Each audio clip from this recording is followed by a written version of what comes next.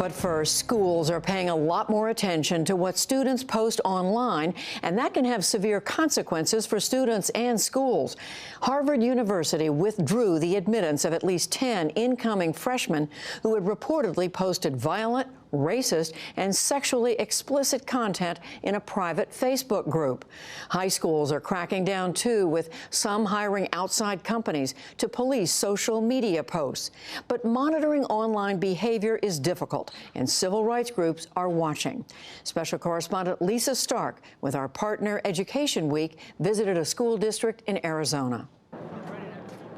It's just before summer break at Dysart High School in Surprise, Arizona, outside Phoenix. Students are eating lunch, signing yearbooks, and they're immersed in social media.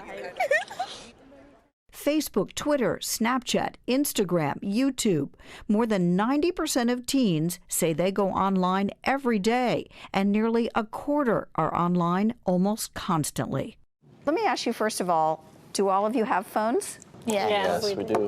Do you ever not have a phone with you? No. It's always on. We sat down with 4 Dysart students to talk about how they use social media. Snapchat, I post every single day, like every day, all day. I always post my thoughts, a certain way I'm feeling, depends on how I'm feeling all the day. When I'm done with all my work and if I don't have any work from other classes to do, I just go on my phone and see what's going on. I don't really care who sees it, I'm just posting it because I think it's public, I'm open about it. The problem for schools, what happens on social media doesn't always stay on social media. I see a lot of bullying on Facebook that it transfers to school, and then at the beginning of this year, this girl got into an altercation on Facebook, and she ended up fighting at the girl at school. When something's posted on social media and it's being talked about on campus and it disrupts learning, that's when we have to step in and decide if there's something that we need to react to.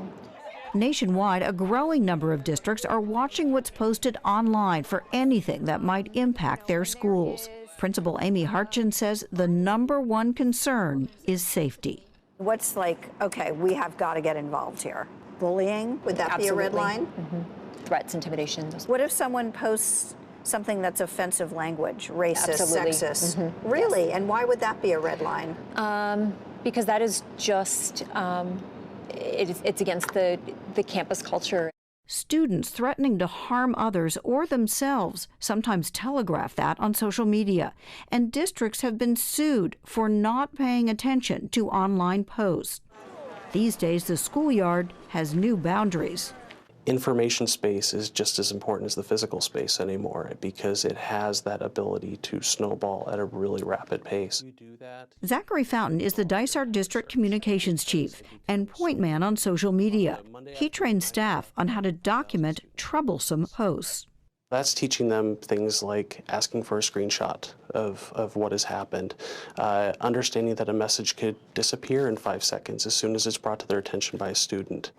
Nationwide, both public and private schools keep tabs on social media in a variety of ways, hiring firms to actively monitor students' accounts, encouraging students to report anything worrisome, friending students to gain access to posts that may not be public, and through simple alerts every time the district and its schools are mentioned in any type of media. There's anecdotal evidence, but no hard data, to show that early identification of troubling social media posts can help schools head off problems. School officials here insist they are most concerned about safety. They're not trying to pry into students' lives. But civil rights and privacy groups say it can be a slippery slope and that some districts have gone too far, that they have violated students' constitutional rights. Students have been disciplined for liking other posts, for private online chats that others made public, for forwarding racist posts even in order to denounce them. Schools need to think about how do we take on these issues in an appropriate way that doesn't have kind of the collateral damage effect of destroying students' privacy and free speech rights. Chad Marlowe is with the American Civil Liberties Union. He says first and foremost, schools should not have open-ended access to students' social media accounts. You're saying no fishing expeditions. No fishing expeditions. And the way to do that is by not allowing passwords to be turned over, or what we call shoulder surfing. Log on to your account, and the teacher will stand over the student's shoulder and say, scroll, scroll, scroll. Are you asking students for passwords? No. So, or login information or anything? No. School Resource Officer Wendy Clarkowski is assigned to Shadow Ridge High School in the Dysart District.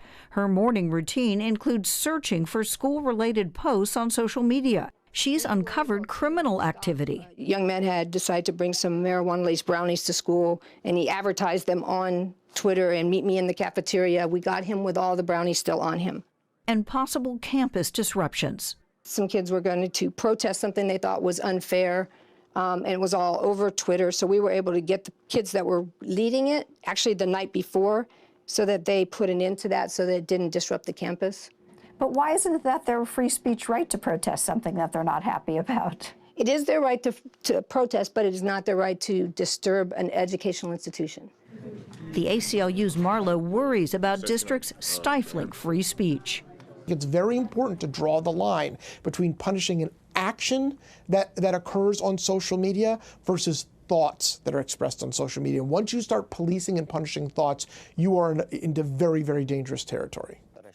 Two of the Dysart students we spoke with say they tread more carefully online after each posted a disparaging remark about one of their teachers. I made a reference to one of my teachers last year on Facebook, and I almost got a referral for it, for what I said about her. And then me and the teacher ended up talking, and now she's my favorite teacher ever. It was funny at first, but then I was like, okay, I need to take some precautions for next time when I'm angry about something, not mention names or anything. I could say English teacher as opposed to saying their name. So you're censoring yourself in a way, right? Yeah, kind of, yeah. How do you feel about having to do that?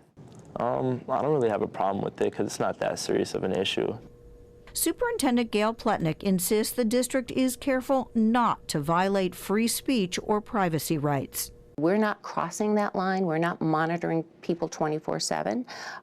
We're not the social media police, but we are concerned about anything that we feel will be harmful to our students. Pletnick says technology changes so quickly that schools can find themselves operating in a gray area. Those laws, those rules, those guidelines that we're going to have to use are being developed. So we're really not only flying this plane while we build it, while it's being designed.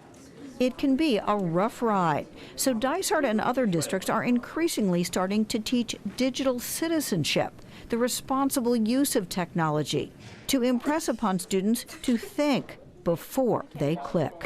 I like that. That's cute. Yeah. For the PBS NewsHour and Education Week, I'm Lisa Stark in Surprise, Arizona.